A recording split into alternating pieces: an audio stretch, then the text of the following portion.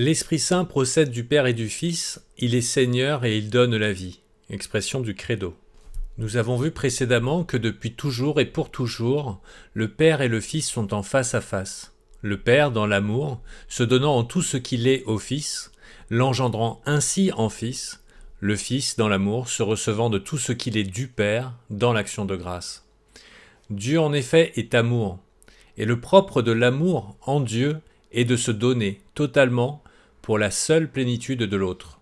C'est ainsi que saint Jean écrit « Le Père aime le Fils et il a tout donné en sa main ». En grec, le temps employé pour le verbe donner aurait aussi pu être traduit par un présent. Le Père aime le Fils et il donne tout en sa main.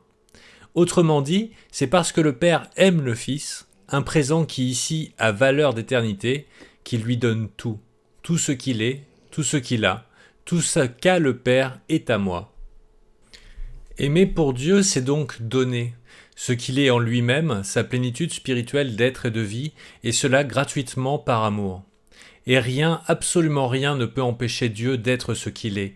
Amour, pur amour, toujours donné gratuitement pour le seul bien de tous. Et puisque nous avons tous été créés à son image et ressemblance, Jésus nous invitera à agir comme lui, une attitude qui n'est possible pour nous pécheurs qu'avec le secours de sa grâce. Aimez vos ennemis et priez pour vos persécuteurs, afin de devenir fils de votre Père qui est aux cieux, car il fait lever son soleil sur les méchants et sur les bons, et tomber la pluie sur les justes et les injustes. Autrement dit, le Père amour aime d'un amour pur aussi bien les méchants et les bons, les justes et les injustes. À tous, il donne gratuitement par amour, en surabondance, ce qu'il est en lui-même, et il est esprit, et il est lumière. Il fait donc lever son soleil sur tous en donnant à tous la lumière de son esprit, et il fait tomber la pluie sur tous en donnant l'eau vive de son esprit, pour les justes et les bons, c'est-à-dire les pécheurs repentants ouverts en vérité à la surabondance de cet amour qui prendra alors pour eux le visage d'une incroyable miséricorde. Cet esprit sera lumière, vie, paix, joie, douceur, tendresse dans une purification et une sanctification toujours en œuvre ici-bas. Pour les méchants et les injustes, c'est-à-dire les pécheurs qui n'ont pas encore pris conscience de leur misère, aveuglés par leur orgueil et la convoitise des biens de ce monde, le don de la lumière de l'esprit, de l'eau vive de l'esprit, sera douce invitation à ouvrir la porte de leur cœur, à faire la vérité dans leur vie pour passer enfin des ténèbres à la lumière, d'une privation de plénitude à un avant-goût de cette plénitude dès maintenant, dans la foi en leur cœur. Ils commenceront alors à pressentir dès ici-bas où se cache le vrai bonheur. C'est si bon cette présence de Dieu, c'est là, tout au fond, dans le ciel de mon âme que j'aime le trouver, puisqu'il ne me quitte jamais.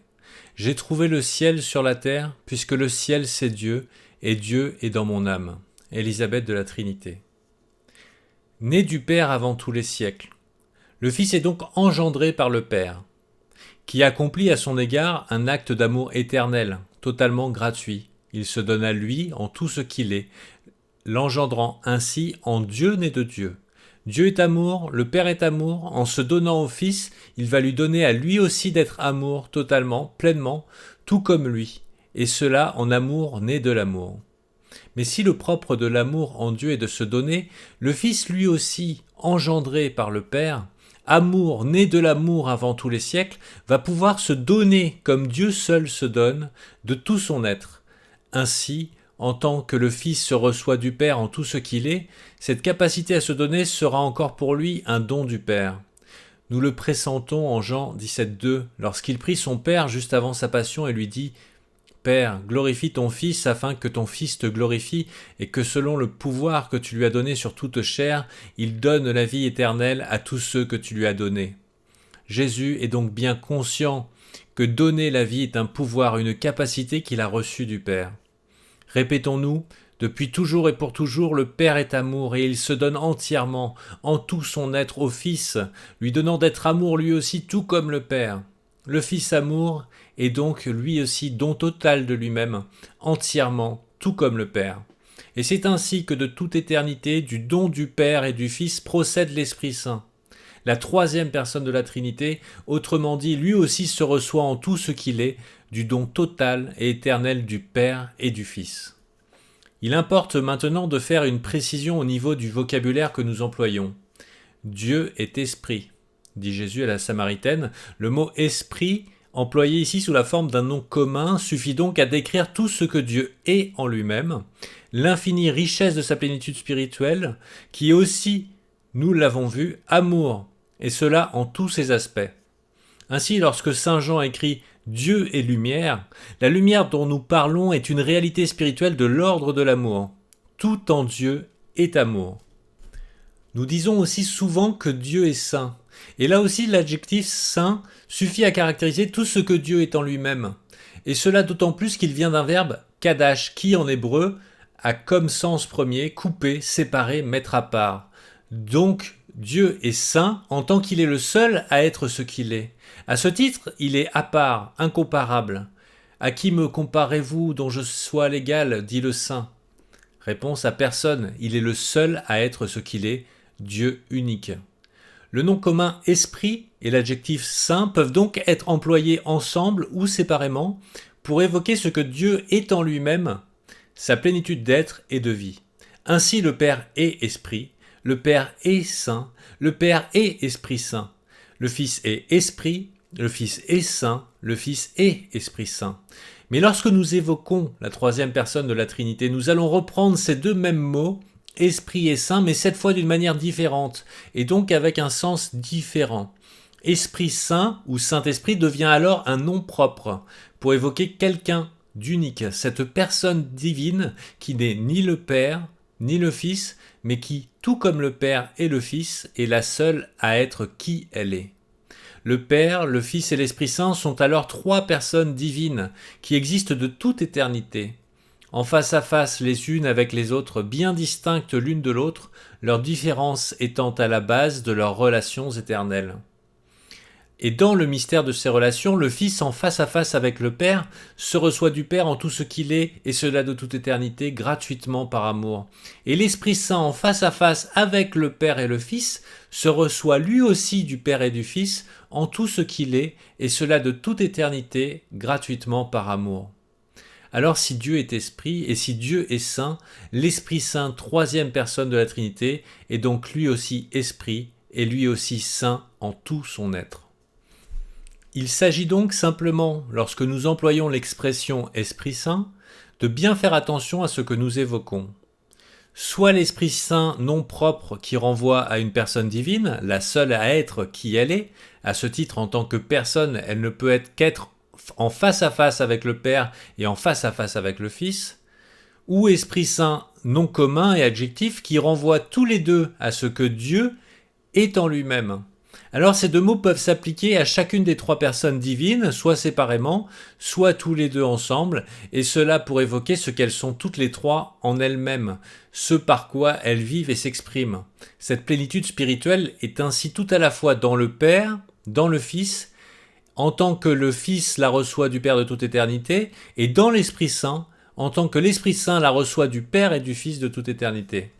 C'est dans ce cadre que Jésus peut évoquer le fait. Sa plénitude d'être et de vie est aussi celle du Père, elle est aussi dans le Père, alors même que le Père et le Fils sont toujours en face à face. Il dira alors en Saint Jean « Je suis dans le Père et le Père est en moi », ce qui équivaut à dire « Tout ce qu'est le Fils, le Père l'est aussi », alors même que le Père n'est pas le Fils et que le Fils n'est pas le Père. Et maintenant, puisque Dieu est amour, la troisième personne de la Trinité est elle aussi amour, et donc don d'elle-même, puisque le propre de l'amour en Dieu est de se donner en tout ce qu'il est. L'Esprit Saint Seigneur est donc lui aussi don de ce qu'il est en lui-même, tout comme le Père et le Fils.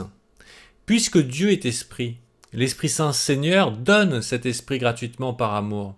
Et comme nous pouvons dire aussi Dieu est Esprit Saint, l'Esprit Saint Seigneur ne cessera de donner l'Esprit Saint plénitude d'être et de vie, car l'Esprit est vie. Tout cela, nous pouvons le formuler avec notre credo. Je crois en l'Esprit Saint qui est Seigneur et qui donne la vie, en donnant cet Esprit qui est vie. Toute l'œuvre de l'Esprit Saint, troisième personne de la Trinité, amour, consiste donc à nous donner l'Esprit Saint, plénitude d'être et de vie, qui est appelé à s'unir à notre esprit pour nous donner d'avoir part, nous aussi, à la plénitude même de Dieu. Nous avons vu précédemment que le Père fait tout par le Fils, par celui à qui il se donne de toute éternité, l'engendrant ainsi en Fils. Nous pouvons maintenant compléter et dire que le Père fait tout par le Fils et par l'Esprit Saint qui procède du Père et du Fils de toute éternité. Le Fils et l'Esprit Saint sont ainsi comme les deux mains du Père, selon l'image de saint Irénée, deuxième évêque de Lyon entre 177 et 202, date de sa mort. Le Père se donne ainsi à nous par ces deux personnes divines, à qui il se donne de toute éternité, car en se donnant à elles, il leur donne à leur tour de pouvoir se donner. Le Père nous donne ainsi la vie par son Fils, le pain de vie, et par l'Esprit Saint qui est Seigneur et qui donne la vie. En effet, nous dit Jésus, c'est mon Père qui vous le donne, le pain qui vient du ciel, le vrai. Car le pain de Dieu, c'est le pain qui descend du ciel et donne la vie au monde. Je suis venu en effet pour qu'on ait la vie et que l'on ait en surabondance. Ainsi, comme le Père qui est vivant m'a envoyé et que je vis par le Père, de même celui qui me mange, lui aussi vivra par moi. Nous recevons donc la vie de Dieu, la vie du Père, par le Fils. Et cette vie nous est transmise, nous dit encore Jésus, non pas par sa chair et son sang, mais par l'Esprit qui vivifie. C'est-à-dire par le don de l'Esprit Saint Seigneur, troisième personne de la Trinité, qui en se donnant lui-même, en nous donnant ce qu'il est en lui-même, nous donne sa plénitude d'être et de vie, l'Esprit qui vivifie.